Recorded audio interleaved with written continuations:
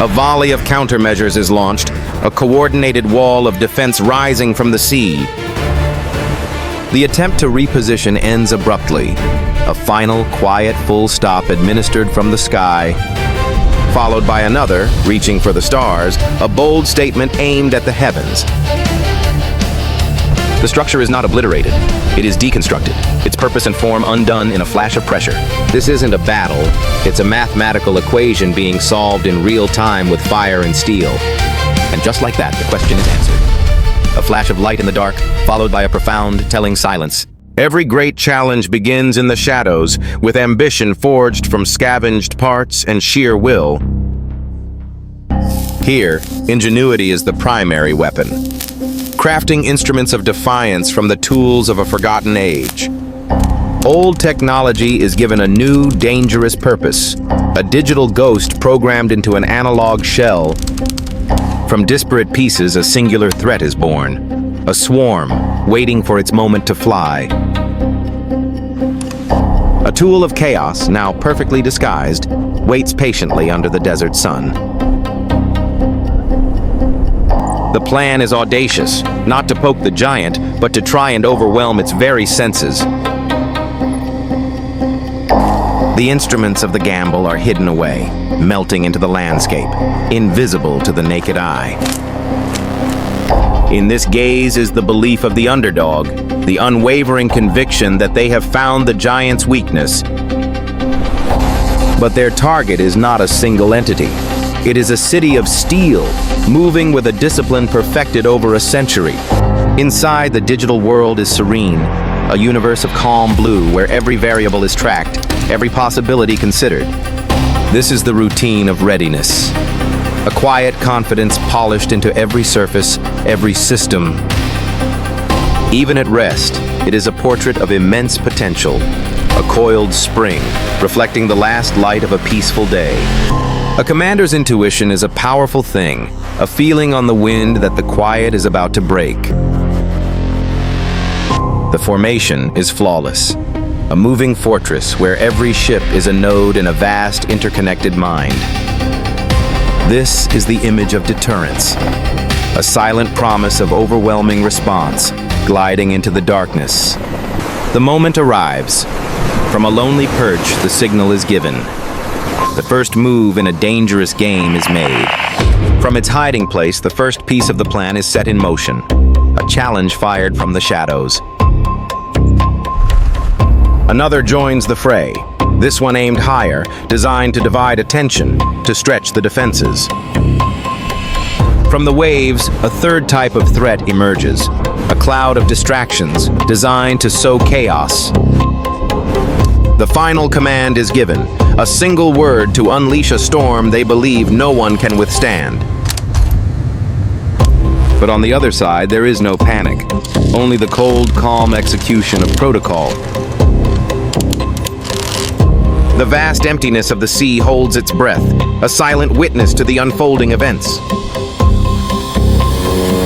From orbit, the world is a tranquil blue marble, unaware of the intricate high-stakes dance about to begin. In the quiet hum of the command center, a moment of human normalcy, a calm before the storm. And then it begins, not with a roar, but a single insistent beep. The first whisper of the incoming tempest. From the land, the first challenger is sent, a whisper of defiance skimming across the dunes. Followed by another, reaching for the stars, a bold statement aimed at the heavens. And from the sea, a cloud of angry hornets is unleashed, designed to distract, to confuse, to overwhelm. The digital world erupts. The serene blue is gone, replaced by a nightmare of approaching threats. This is the moment the system was built for. The human element and the machine mind merge into one. We move beyond the ship, into the mind of the machine itself. This is the Aegis God-Eye view. The system doesn't see chaos. It sees problems to be solved, assigning priority with inhuman speed. The first counter move, A response so fast, it seems to leave the ship before the threat is even understood. High above the world, where the air is thin, two forces meet. A silent, stellar ballet of interception. The next wave of threats is identified. The system already has a solution for each and every one. A volley of countermeasures is launched, a coordinated wall of defense rising from the sea. This isn't a battle, it's a mathematical equation being solved in real time with fire and steel. From the Challenger's perspective, the last thing it sees is the elegant, inescapable logic of its own undoing. Across the horizon, small, distant flashes signal the successful neutralization of the primary threats. Now for the distractions, the swarm. The system delegates this task to its last line of defense. The Guardian awakens, a sentry that thinks and reacts faster than any human possibly could. A stream of impossibly fast projectiles creates a barrier of energy, a wall that nothing can pass through. The swarm, designed to create chaos, flies into a perfectly engineered curtain of absolute order. The cloud of angry hornets is simply erased from the sky, one by one, in a matter of seconds. But one has slipped through. The final test of a layered defense. The moment of truth. The system plays its final card, not a weapon, but an illusion, a ghost of light and energy. The final projectile, tricked by a phantom, expends its fury on the empty ocean, its purpose unfulfilled. And then, silence. The screen is clear.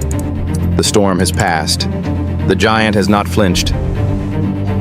But defense is not victory. The line was crossed. A new protocol is authorized.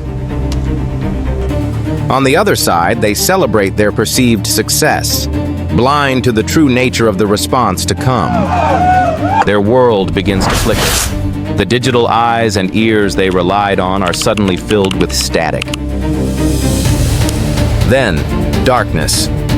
Not just a loss of power, but a total disconnection from the world they sought to challenge. Their voices can no longer reach each other. They are isolated, islanded in a sea of electronic silence. The tools of their defiance now drift aimlessly, their digital tethers cut by an unseen hand. The dawning horror. They realize their attack did not fail. It succeeded in awakening something they cannot comprehend. The instrument of the true retaliation is revealed. Not a warrior of fire, but a phantom of the airwaves. It carries no explosive payload. Its weapons are invisible.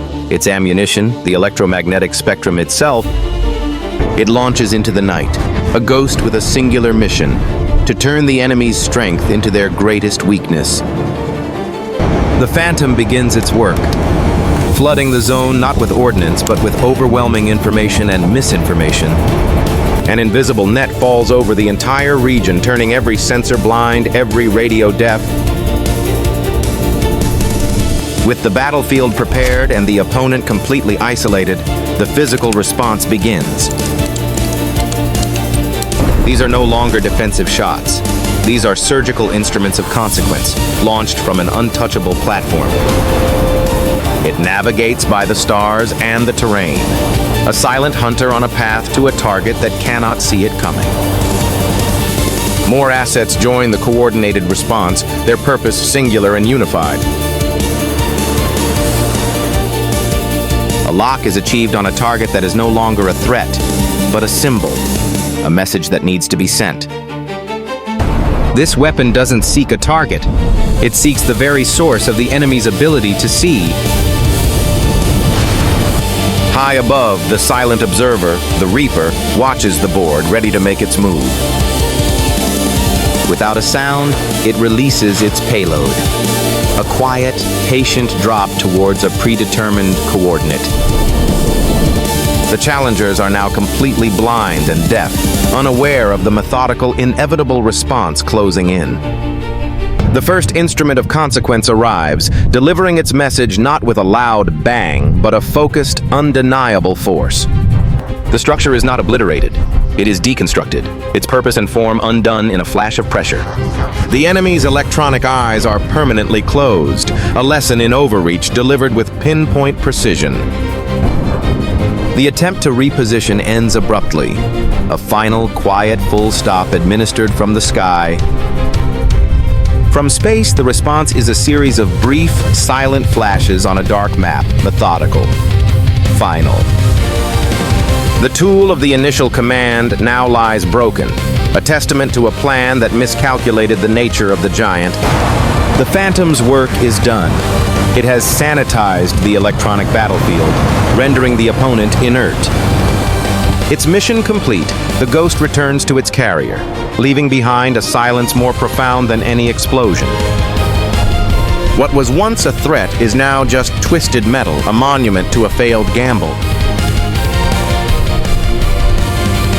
The heart of the operation is now sealed, its ambitious plans buried with it.